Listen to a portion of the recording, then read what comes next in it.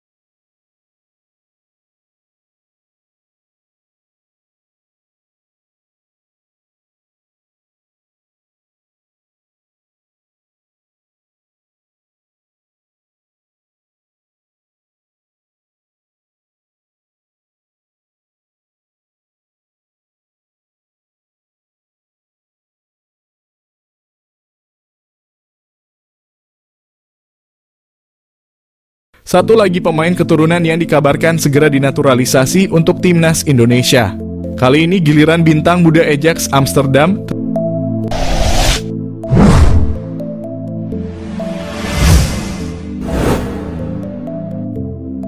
Media Belanda klaim Tristan Go-Oijer sudah dihubungi PSSI, benarkah segera dinaturalisasi untuk timnas Indonesia? Informasi seputar perkembangan Go-Oijer ini diungkap oleh De Nieuwe Van Laar yang merupakan jurnalis Voetbal Primeur, media terkemuka Belanda. Indonesia telah melakukan kontak awal dengan Tristan Go-Oijer dan berharap dapat meyakinkan bek tersebut untuk memilih untuk bergabung. Tristan Go-Oijer saat ini masih berusia 20 tahun. Go-Oijer bisa bermain di 4 posisi di lini belakang. Pemain yang kini bermain untuk PEC Zwolle dengan status pinjaman ini bisa menjadi aset masa depan timnas Indonesia. Tristan Go-Oijer pun berbicara mengenai ketertarikan pihak PSSI kepadanya. Go-Oijer mengaku kagum dengan perkembangan sepak bola Indonesia saat ini. Tristan Go-Oijer pun tidak menutup kemungkinan untuk menjalani naturalisasi dan memperkuat timnas Indonesia di masa depan. Saya sangat menghormati cara sepak bola di Indonesia dan saya melihat perkembangan yang dialami tim nasional. Saya tidak menutup kemungkinan untuk masa depan, katanya via Voetbal Primeur.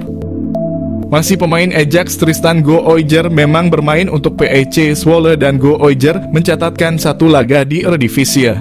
Namun sampai saat ini Tristan Go-Oijer masih berstatus sebagai pemain Ajax Amsterdam. Ia hanya menjalani masa peminjaman di PEC Zwolle hingga akhir musim 2024-2025. Beberapa waktu lalu, Tristan Go-Oijer baru saja menandatangani kontrak baru bersama Ajax. Kontrak baru ini mengikat Go-Oijer hingga musim panas 2029 mendatang. Jenson Sel, calon pemain naturalisasi timnas Indonesia asuhan Kluivert, lebih bagus dari Jay Itzes. Jenson Sel, calon pemain naturalisasi terbaru di timnas Indonesia asuhan pelatih anyar Patrick Kluivert. Lantas benarkah pemain yang digadang-gadang segera bela timnas Indonesia tersebut lebih bagus dari Jay Itzes? Baru-baru ini timnas Indonesia dirumorkan bakal segera memproses bek bintang grade EPL milik Sunderland, Jenson Sel. Sebagai informasi, Jenson Sel berposisi sebagai pemain belakang. Jika bergabung skuad Garuda, Jenson Sel akan bersaing dengan nama-nama lain di timnas Indonesia seperti Jay Itzes, Mas Hilgers, dan Rizky Ridho. Diketahui harga pasar Jenson Sel juga mencapai 34,78 miliar. Kabar bakal segera diprosesnya Jenson Sel oleh timnas Indonesia diungkap oleh akun seputar sepak bola Indonesia.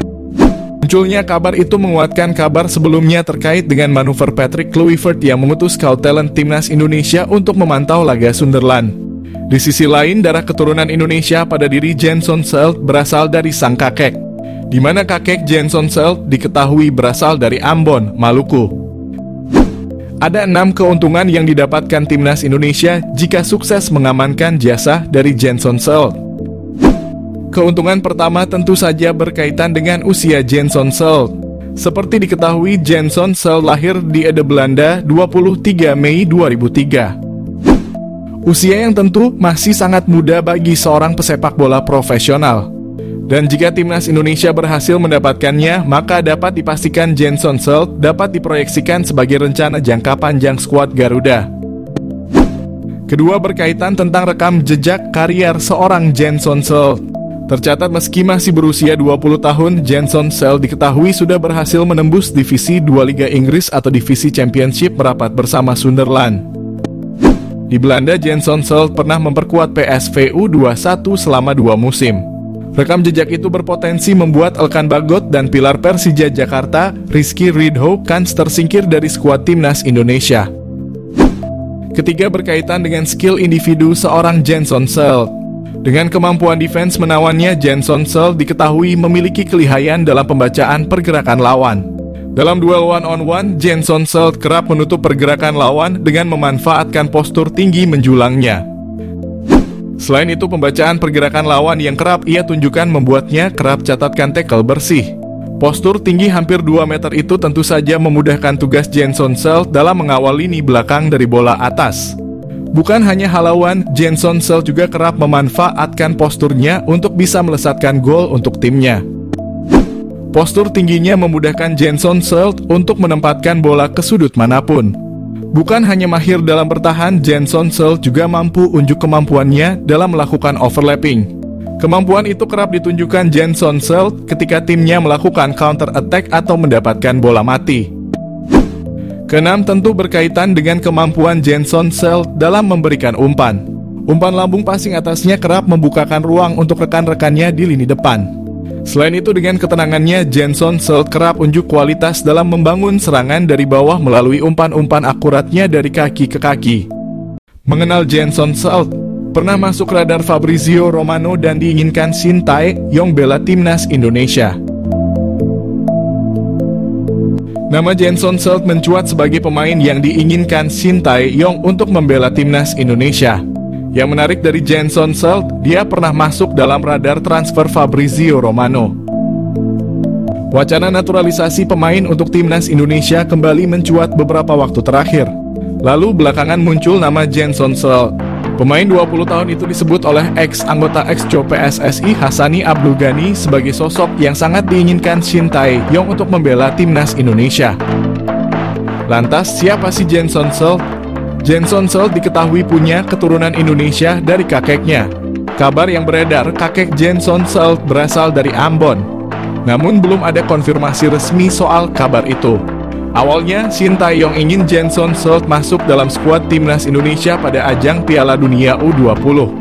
Selain JensonSelt, ada nama Ivar Jenner dan Justin Hubner yang ingin dinaturalisasi untuk Piala Dunia U20. Indonesia kemudian batal jadi tuan rumah Piala Dunia U20.